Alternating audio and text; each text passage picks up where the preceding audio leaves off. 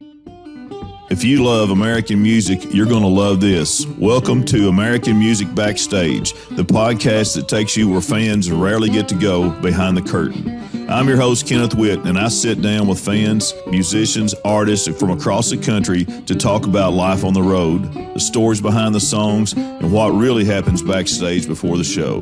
From rising stars to seasoned performers, you'll hear the journeys, the struggles, and the moments that made the music.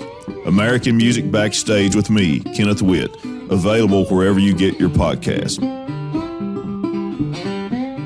Hey everybody, Kenneth Witt back with American Music Backstage, and I have the privilege of having a young lady on here as a guest. It's been really very popular in the South Texas area, especially.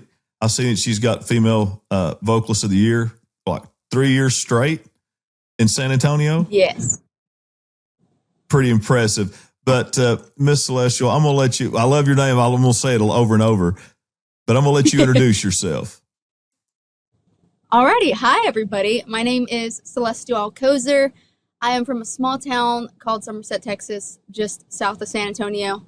But yeah, I'm the youngest of five and the only one who decided to enter the music business, entertainment industry. And so it's kind of funny because everything that I do, it's the first thing me or my family have ever seen before because I'm the first to do all of this. But it's been a fun time so far.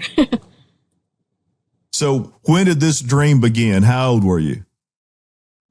I would say ever since I was around 4 years old, because my parents, I always give credit to my sister. We shared a room and she had the radio going 24/7. And so then I would go in the car the next day with my family and my parents would just say, "Oh my, how is she remembering all these songs? Like, these are brand new songs on the radio. We don't even know them yet, but she's singing along in the back seat." And so they kind of realized she's pretty good at that. Okay, let's see how it goes. And then as I started getting older, I decided I really love music. I love the songwriting aspect of everything. And even now, I listen to music 24/7, I would say. And my ears don't even get tired of it anymore. But I would say from around 4 is whenever I fell in love with music. And then as I started getting into high school and deciding what I was going to do after high school, I decided I was just going to go full force at this. I love that. And Celestial, you said something that just pulled a heartstring. You just said your sister and you listened to radio, right? Mm-hmm. And, you know, your country generation. radio, 24/7. Yeah. And nowadays, a lot of kids your age, young people your age, you're not a kid, I didn't mean that, but you're young. I've got kids your age, so I can say that. So no one listens to radio. So I'm going to ask you a huge favor. First of all, I'm going to be playing your music on my radio stations, but try to encourage young people to listen to radio. It's free. I know. And y'all are constantly making playlists on the spot, which I love, you know? Yeah.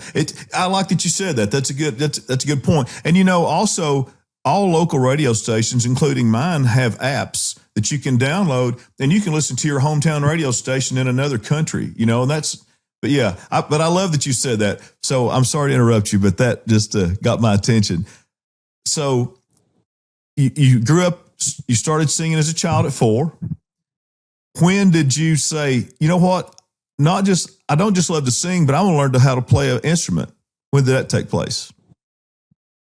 So I was around 10 years old whenever I started asking my parents for a guitar. And it's kind of a funny story. It was right around the time that Taylor Swift was really coming into the country music.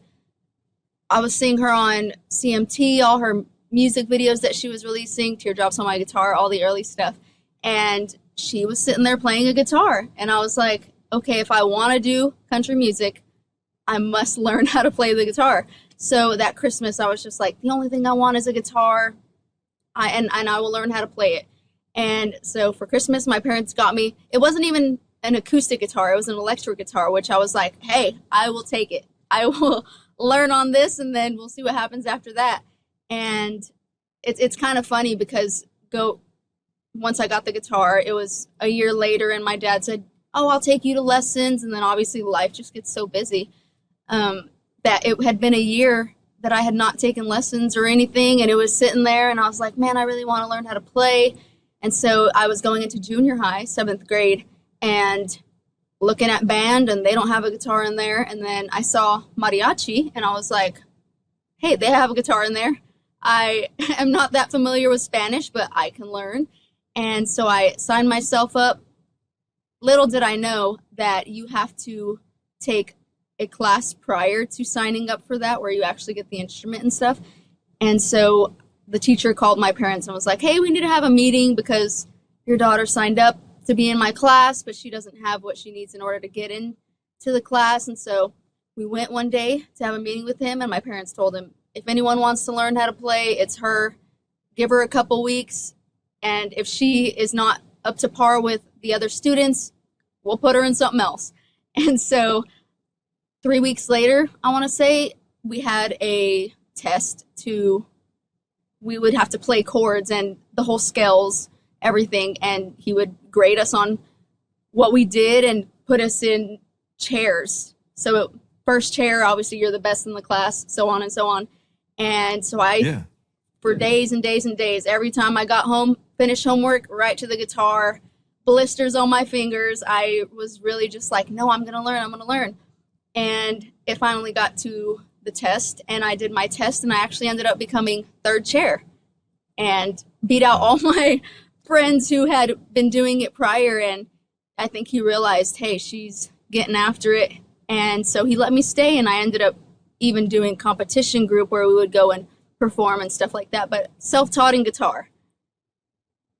I love it. So in mariachi guitar, at least my familiarity is, it's kind of a classical guitar, finger picking, some of that, right? Mm-hmm. Yes, and a lot of strumming patterns, different beats. Yes. How has that helped you learning mariachi style into what you're doing now? I think it was an incredible foundation going into learning guitar, which then I ended up learning how to play the piano, self-taught in that, and then now the banjo. But I think it was the best foundation to start out. And I mean, it's testing you on your strum patterns, your picking patterns, and so it was kind of thrown at me all at once, and it made me just learn it very quickly. And I've heard this one quote from a musician say, your left hand is what you learned, and your right hand is who you are. So I think all that I learned in there is how I played to this day. Now you're pulling on my heartstrings again. You talked about radio, then you talked about banjo. So I'm a banjo player. Yes. Average. So how long you been doing that? Yeah, yes. It's not in here. It's in my closet, but tell me about that. Why the banjo? I think I started doing band shows, and with my guys, I play acoustic guitar. You know, we have drummer, lead guitarist, bass player. I play acoustic, and I just felt like what could be something that I could add to our show. And so then I was like, I really love the sound of the banjo. It's such a distinct instrument. So I was like, I think this not only fits the sound that I'm doing, but it's just so much to play, and I think it surprises people. I rarely see someone play the banjo, and I was like, I really want to incorporate this into our shows. I love that. And so you actually play it in your shows? Yes. Some. I like that. Okay. We throw it in there. I don't think it would be overkill if we did every song with it, but who knows? Maybe down the line, get a player to come in and play it so it can be a part of the show 100%. But I like that. So now you're in high school. You're learning some instruments and stuff. Your first, you mentioned Taylor Swift, but in high school, what were your influences that kind of led you to who you are now musically? In high school, I was listening to, that was kind of a weird space because I not only was listening to country music, but I was also listening to a lot of pop music. So it was again, what was on the radio, who would it have been? Maybe like still a lot of Taylor Swift. But Okay, I yeah, mean, Carrie Underwood was who I listened to a lot. Um, Obviously, like the classic, like Shania Twain. I feel like every girl yeah. listens to all of her songs. But yeah, it was who was ever on the radio. I would just get out of school, put the radio on, and then get home and go back to learning how to play everything else. And then now after high school, did you go to college? So my distinctive college going forward, I did college classes in high school. I got Mhm. a lot of my credits there, but after I graduated, I didn't physically go to college. But I right out of the gate graduated and started working in this industry. Wow. And so take me through that, Celestial. After high school, what was your first music job?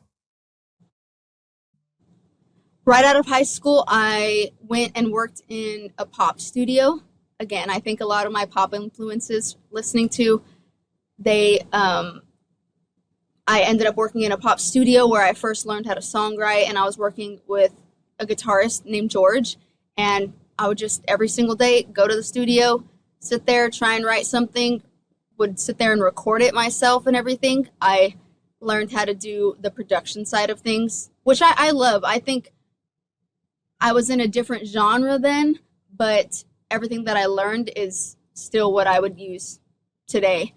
So I would just go write songs, get them produced, and then a lot of them never actually really came out because it's funny enough, I would record songs and I would hear from different A&Rs like, there's still a twang in your voice. We can tell you're from Texas. And I was like, well, I had written a song that I didn't feel like fit the pop, what would you even call it, like the formula of pop music.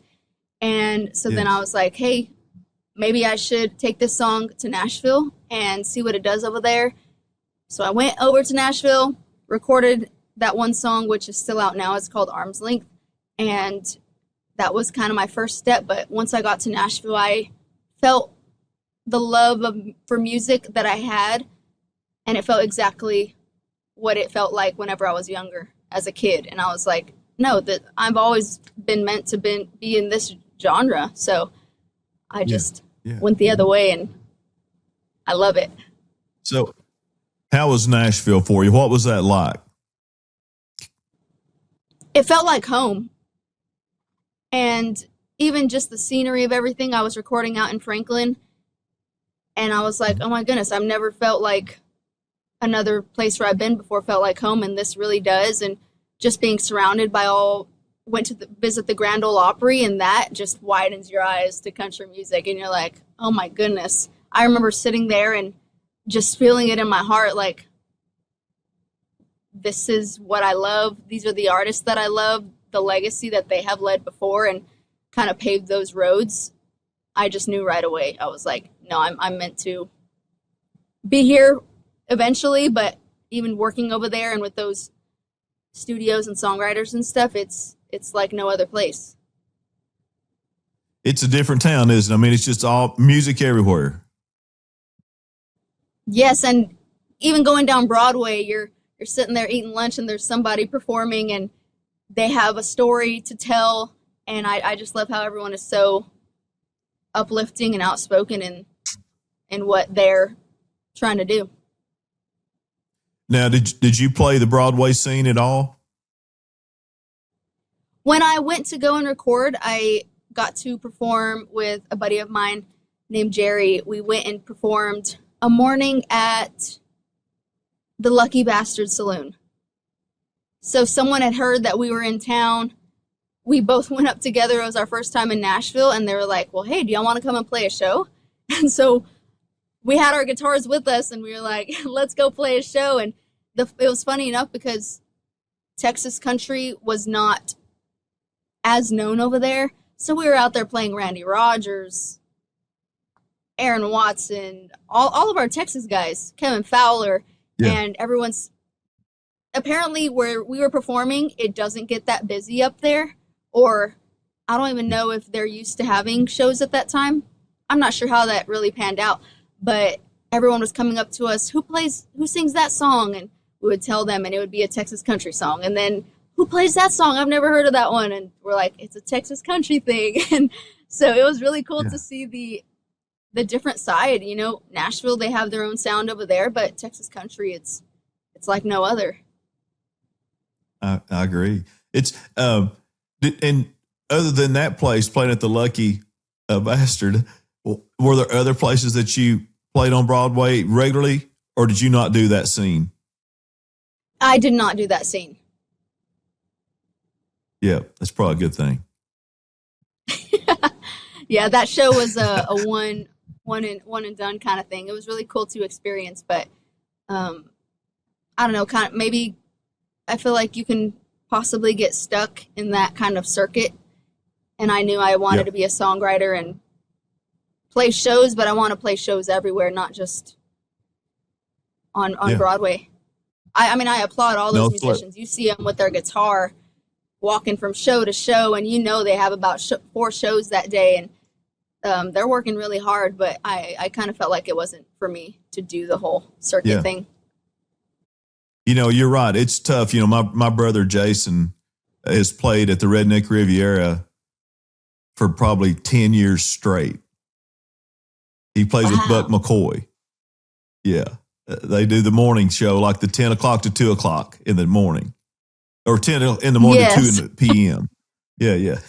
But I don't know how he does it. You know, I mean, my brother's 50. He's been playing, you know, he's played on the road with lots of people, Dixie Chicks and Exile, and, you know, they play with a lot of people, Billy Carrington, but, you know, that's what he does now because he don't want to be on the road. So he goes down and plays on Broadway, but it's still, I don't know how he does it. I know. So how long did you stay? How long did we what? No, how long did you stay in Nashville? Sorry. It was only a couple-day trip. So I don't live in Nashville. I still live in Texas. So whenever I go and do work over there, it's a fly in, fly back type of thing. But we were up there for a couple days. Okay. Yeah, it was just a... Okay, see, I thought you lived there for a while. I was wrong. Okay, I see now. No, yeah, I've never lived in Nashville. So you've got a song that's really popular right now. I think it's gaining a lot of popularity. I really like it. It's Bartender, I'll Take Two. You don't look like a drinker. Tell us about that song. That was a really cool song.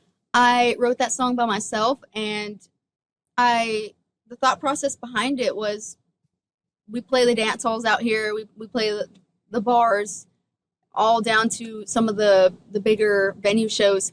But I thought it was really funny how we're there to perform, and you see the bar regulars talking to their favorite bartender, and they're telling their story throughout the week. And I thought that was just a really cool story on, hey, sometimes it takes 2 drinks to get through saying what you're going through. And I wrote that song on that, kind of making it more story-like in a relationship where, you know, maybe your guy is hanging out at the bar, his favorite bar all the time, and now it's your turn to go and tell your bartender, hey, this is what I don't like, but I still really enjoy the person, so you stick around. But kind of a funny song. I love it. It's a great song. I love it. So on your latest project, how many of the songs were written by you?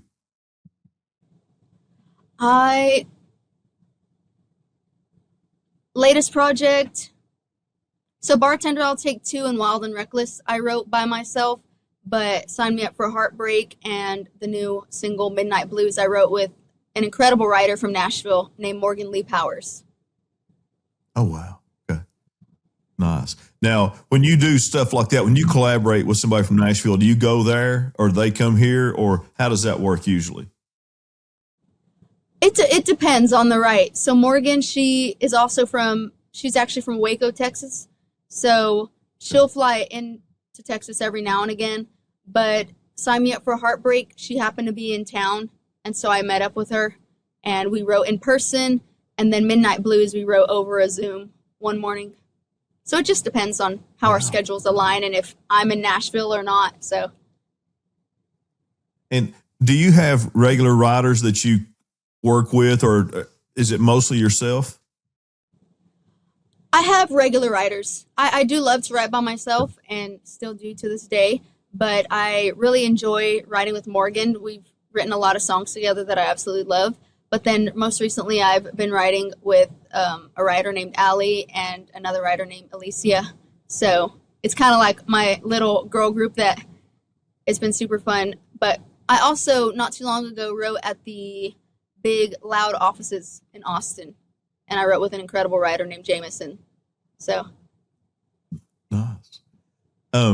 So far, what's the biggest, most, in your mind, what's the biggest show you've played? Like just something you kind of maybe dreamed of doing and got to do that. I'm sure there's several, but what's the most important one to you so far? I would say most important is always the next show. It's I like anytime that. we have a new show on the books, I look forward to the next thing, and the best show is always the next one. So I would say that. But as far as the biggest show that I've done previously, I did 2 sold out shows with country music artist Megan Maroney, and those were really big crowds. And even whenever I got the call if I wanted to open, I was like, absolutely. I don't know what I have on those 2 dates, but I would love to go and do those with her. So I really love doing those with Megan. I actually loved your response, the next show. That shows that you're going to be successful because you treat every show like it's the greatest. And that says a lot about you, that you really appreciate your fans and the opportunity just to have a show, right? Exactly. Whenever I see my schedule, I'm like, whether it's an acoustic show that we're doing for a venue or whether it's full band, full esteemed kind of show, I enjoy every single one. And I do. I'm so grateful for every single venue that has ever opened their arms to us going and playing for them. I like that. So what's 2026 look like for Celestial Alcoser the rest of the year? It has been wild so far. I think with the release of Midnight Blues, that, funny enough, going back to the Megan show, obviously we're playing a full set of just original songs, and Midnight Blues was just written in January. So we played those shows with her in May, and so we had just written it. So it was very fresh. We were figuring out what we were going to do studio-wise for it still, and I was like, hey, I really love this song. Let's play this in our set. And after the show, I was getting so many DMs from fans that were there that also enjoyed our set that were like, hey, when is that Midnight Blues song coming out? We want it. And I was overwhelmed with all of those messages, and I knew I loved that song personally, but to see that they enjoyed it, and it was just myself and my guitarist who played those shows, I was like, okay, we need to get in the studio and cut this song as quickly as possible. But I think this year is a lot of new music being released that I love, and some really cool shows. I know we just announced in July we're going to be opening for Eli Young Band, so I'm really excited about that one. But yeah, and where a will lot that of be? opening slots. That will be in Baytown, Texas. So July 4th. Nice. Yeah, we'll be with them. That'll be a big crowd. I've heard the numbers for that festival are pretty big, so I'm excited. Yes. And then do you have any releases, new material coming out this year? Yes, we do. We don't have an exact date for them, but we already have songs recorded, and I'm fixing to get back in the studio with songs that we've already written that I'm excited. I really want to I'm not sure if we'll release a full project by this year.